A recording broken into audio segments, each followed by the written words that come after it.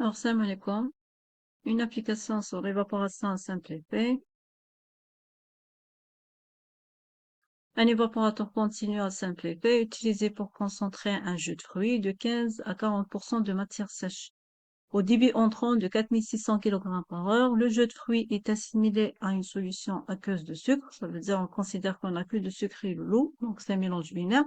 Le jus est introduit à une température de 25 degrés Celsius et l'évaporation est effectuée sous vide. Bien sûr, afin que la température de jeu ne dépasse pas les 65 degrés Celsius. Pourquoi on a dit que les produits alimentaires sont des produits très sensibles. Donc, on cherche toujours à maintenir des températures d'ébullition le plus basse possible pour ne pas donc altérer la qualité de vos produits.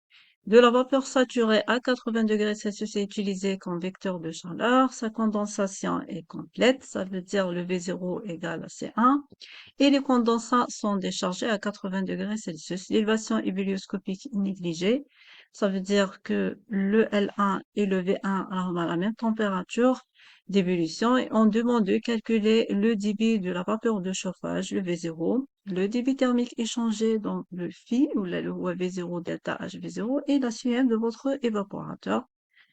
Donc, comme donné de l'exercice, vous avez votre x0 qui est égal à 15%, le x1 qui est égal à 40, L0 c'est 4600. On vous dit que le jus de fruits est assimilé à une solution aqueuse de sucre. Elle dit qu'est-ce que ça veut dire que x de sucre plus x de l'eau égale à 1. On vous donne les données thermodynamiques. Le T de L0 c'est 25, le T de mon concentrat c'est 65, la température de la vapeur de chauffe c'est 80 et la température des condensats c'est toujours 80.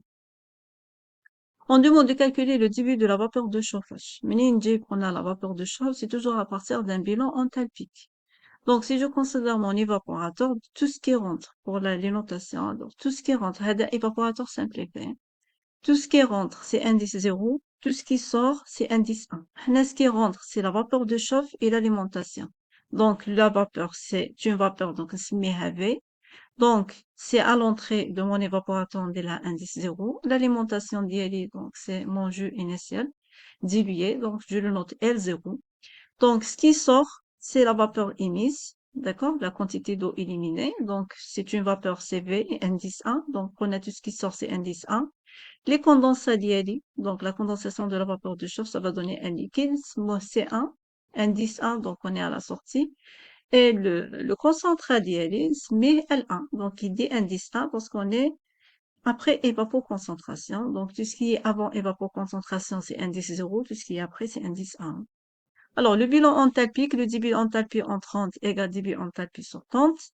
Si je cherche à développer mon débit enthalpique, donc, à l'entrée, on dit le V0 HV0 plus L0 HL0. À la sortie, on dit L1 L1 HL1, V1 HV1, le C1 HC1. D'accord? Donc, D HC1 fois C1 de l'autre côté, donc on signe moins, et qu'on a condensation totale, donc V0 égale à C1. Si je mets tout ça en facteur, et le L0 de l'autre côté avec le signe moins, ça va donner le bilan d'IL. Donc, sur le bilan, je cherche la vapeur de chauffe, donc je cherche mon V0. Mais pour avoir le V0, il faut d'abord avoir les enthalpies des différentes fluides d'alcool et avoir aussi le débit de votre concentrat et le débit de la vapeur émise. Donc, pour avoir les débits, c'est à partir de bilan matière qu'on peut avoir le débit de votre concentrat et le débit des vapeurs émises. Pour un évaporateur simplifié, on peut développer trois bilans matière. D'accord? Le débit matière côté vapeur. Donc, côté vapeur, on a V0 égale à C1. Pourquoi? Donc, on vous dit que c'est une condensation totale. Et là, comme des gaz incondensables, donc là, je peux mettre plus d'autres gaz. Donc, je sais comment on peut les noter. CV, donc gaz incondensable. Mais là, on suppose qu'on n'a pas les gaz incondensables, donc uniquement donc le V0, donc de la vapeur qui est totalement condensée, ça va donner le C1. D'accord? Donc, pour le deuxième bilan, c'est le bilan matière. Côté liquide, alors, le liquide et la vapeur de chauffe ne sont pas en contact direct. Donc, c'est à travers une paroi, il y a comme le contact. D'accord? Avec la paroi, là, où se fait le transfert de chaleur. Le bilan matière côté liquide, c'est le L0 qui vous donne quoi? Qui vous donne le L1 et le V1. Le troisième bilan, c'est le bilan matière sèche, ou là le bilan partiel, c'est le S0X0 qui est égal à L1X1 si on suppose toujours que les vapeurs émises à la rampe pure, mais le soluté. Donc, à partir de ce bilan matière, le bilan partiel, on peut avoir le L1 d'INA, c'est L0X0 sur X1, on dit le tout. Le X0, c'est 0,15, le X1, c'est 0,4. Donc, je peux avoir mon L1. Ça va donner un débit de concentré qui est égal à 1725 kg par heure. Si je remplace HADA ici, j'ai déjà mon L0. Donc, je peux avoir le débit des vapeurs émises. Et ça va donner un débit de vapeur émise de 2875 kg par heure. J'ai mon L1, j'ai mon V1. Qu'est-ce qui vous manque pour avoir le V0? Il vous manque les enthalpies. Alors, sur le bilan هنايا عندي enthalpie هذا de vapeur, هذا c'est liquide, هذا enthalpie liquide, enthalpie liquide et enthalpie vapeur. D'accord? حنا pour réaliser les vapoconcentrations ديالنا, on doit fournir une certaine énergie. L'énergie qu'il faut fournir, ça va vous servir d'abord pour chauffer votre jus de fruits de 25 à 65, هذه نسموها la chaleur sensible. Il faut fournir une autre énergie pour pouvoir vaporiser l'eau, هذاك pour atteindre l'ébullition de 25 à 65. D'accord? Pour atteindre l'ébullition. Après, de l'ébullition pour avoir la vapeur, هذه نسموها la chaleur latente. Donc, il faut fournir les deux pour avoir l'évapoconcentration ديالكم. Donc, le HV0, HV1, هادو, c'est des enthalpies vapeur. L'enthalpie vapeur qu'on a, on peut utiliser les propriétés thermodynamiques de l'eau, tirées à partir des tableaux de vapeur qu'on a déjà distribués en cours ou là en TD. Donc, à partir de là, je peux avoir les enthalpies هادو. Ou là, à partir de l'expression HV égale à 2501,6 plus 1,73 fois la température que vous avez. Donc, d'après l'exercice, il me donne la température de V0, c'est 80, la température de vapeur émise, c'est 65. Donc, on dit les températures des deux vapeurs. Si j'utilise l'expression AD, ça va donner les deux valeurs suivantes. Donc, HV0, c'est 2500,16 plus 1,73 fois 80. Le HV1, c'est 2501,6 plus 1,73 fois 65. Et ça donne les deux valeurs, 2640 et 2614,05. Si j'utilise le tableau d'IAD, par exemple, j'ai pris une partie du tableau. Pour le V0 de 80, il est que le 80. Donc, sur la colonne des températures, je cherche la température d'IAD, j'ai 80 sur la même ligne. Donc, je peux faire la lecture de l'enthalpie de la vapeur correspondante. Je dis HV, ça va donner le 2643,8. D'accord? Donc, à partir des tableaux que vous avez, les propriétés thermodynamiques de l'eau, on peut tirer le HV0 et le HV1 sans passer par l'expression. Et vous remarquez que ça donne pas les mêmes valeurs. Donc, la précision, c'est les tableaux. Pourquoi? C'est empirique. D'accord? Là, c'est une expression. Donc, il y a beaucoup de simplification. Donc, ça donne pas réellement la valeur exacte. Donc, si vous cherchez la précision, c'est les tableaux. D'accord? Donc, c'est juste et c'est juste. Mais pour la précision, c'est beaucoup plus, c'est les tableaux que vous avez. Hein? D'accord? Donc, ça donne HV0 2643 et HV1, c'est 2618. Il y a une petite différence. Hein? Alors, j'ai les débits. D'accord? J'ai les enthalpies des vapeurs, Sony les enthalpies des liquides. D'accord? HL1, HL0 et HC1. Alors, pour avoir les enthalpies liquides, l'enthalpie de liquide, c'est toujours le CP de votre liquide fois la température de votre liquide. D'accord? Alors, pour le L0 et le L1, c'est des solutions aqueuses.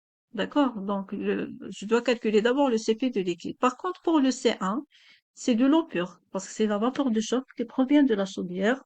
Donc, c'est une eau propre. Et ça se condense totalement. Donc, j'ai uniquement de l'eau. Donc, ça va donner CP de l'eau fois la température des condensats d'alcool. Le CP de l'eau, dans le domaine de l'évaporation pour les produits alimentaires, qu'on a, c'est pratiquement constant. Et il varie donc, il a une valeur de pratiquement 4,18, hein, le domaine d'intervalle d'étude. Donc, le AC, c'est 4,18 fois la température du condensat. D'accord? Le CP des liquides d'alcool, le L0 ou le L1, c'est la somme des XEI CPI. Donc, j'ai la composition de mon alimentation et j'ai la composition de mon L1. Hada, c'est 15%, ça veut dire le reste, c'est l'eau. D'accord? Hada, c'est 40%, ça veut dire le 60%, c'est l'eau. Donc, un des les XEI et les CPI. Donc, qu'est-ce qu'il faut faire? Donc, un des le CP de l'eau, un des le CP de sucre. Hein. Donc, qu'est-ce qu'on fait? Le CP de liquide, on a c'est un mélange. Donc, X de l'eau, CP de l'eau, plus X soluté, plus CP de soluté. On a combiné dans le domaine de génie alimentaire. On veut dire que CP égale les solutés alimentaires égale à 0,44 fois le CP de l'eau. D'accord? Si j'utilise Hadia, CP de soluté, c'est 0,44 CP de l'eau et je remplace ici. D'accord? Je remplace ici, le CP de soluté, c'est 0,44 CP de l'eau. Je peux mettre le CP de l'eau en facteur. D'accord? Ça va donner X de l'eau plus 0,44 X tiers liquide. Là, c'est un mélange binaire. C'est une solution aqueuse. Donc, X soluté plus X de l'eau, c'est 1. Par quoi je peux remplacer X de l'eau? C'est 1 moins X de soluté. Si je remplace là, ça va donner quoi? 1 moins X de soluté, il y a X de l'eau, plus 0,44 X soluté, c'est P de l'eau. Moins X soluté plus 0,44 X soluté, ça va donner le 1 moins 0,56 X à liquide. Donc, si on ne vous donne pas le CP de votre soluté, donc on peut remplacer le CP de soluté par le 1 moins 0,56. Par contre, le CP de soluté par 0,44 CP de l'eau, ça va donner l'expression de CP de votre liquide. Donc, 1 moins 0,56 X à liquide qu'on fois le CP de l'eau. Donc, on n'a pas besoin de CP de votre soluté. Si je remplace ici, donc, pour l'alimentation d'IALI, on dit X0 qui est de 0,15. Pour le concentrat d'IALI, c'est X1, c'est 40. Et ça donne les deux valeurs de CP. On dit les températures des deux flux à l'entrée et à la sortie des liquides. Donc, je peux avoir les enthalpies d'IALI. On dit les enthalpies et par rapport au condensat, on est à une température de 80. On a de l'eau propre, donc le CP d'IALI, c'est 4,18. Donc, si je remplace, j'aurai mon CP de l'eau, je peux même le calculer à partir du tableau de valeur, avec le H liquide, la température de 80. Donc, vous avez le choix entre les deux. Et là, j'ai pratiquement le tout, donc je peux avoir mon V0. Donc, je remplace et je tire mon V0. C'est des kilogrammes par heure. J'ai mon V0. On vous demande après le débit thermique échangé. Pour avoir le débit thermique échangé, on a le V0, delta H V0, là, la chaleur latente. D'accord? Ou là, donc, tout dépend des données que vous avez. Si on vous donne les enthalpies ou la chaleur latente et le V0, donc, si vous n'avez pas ça, vous avez les données thermodynamiques, le concentrat, la vapeur émise et l'alimentation, donc, vous utilisez la partie. Donc, si je remplace, j'ai mon V0, ça a été déjà calculé, les deux enthalpies ont été déjà calculées, donc, je peux avoir mon flux, Ça donne le 745 10 puissance 6 kJ par heure. D'accord? Si je divise par le 3600 et 10 puissance 3, ça va donner des kilowatts. Donc, c'est pas la peine de multiplier par 10 puissance 3, ça va donner le head. Alors, si je divise ça par 3600, ça va donner les kilowatts. Donc, rappelez que le flux est changé pour réaliser votre évapoconcentration. Alors, on vous demande la CEM, d'accord, la consommation énergétique moyenne. C'est l'énergie fournie sur la masse d'eau évaporée. C'est le joule par kilogramme, d'accord? Alors, l'énergie fournie, on a c'est le V0, delta H V0, la masse d'eau évaporée, il y avait 1, d'accord? Donc, c'est le phi sur V1.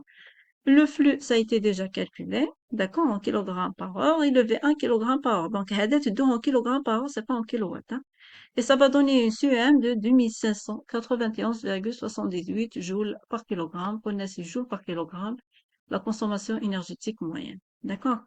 Là, j'ai rajouté une quatrième équation, il y a l'économie. Donc, on peut chercher l'économie de mon évaporateur. C'est le débit d'eau évaporé sur le débit de la vapeur de chauffage. Le débit d'eau évaporé, c'est le V1. Le débit de la vapeur de chauffage, c'est le V0. D'accord? Donc, vous avez les deux, pas forcément temps par heure, ça peut être kilogramme par heure. Si je remplace, ça va donner le 0,89 kg d'eau évaporée par kilogramme de vapeur de chauffe. Ça veut dire, pour 1 kg de vapeur de chauffe, on récupère 0,89 kg d'eau évaporée. Ça, c'était pour une application sur l'exercice évaporation à simplifier.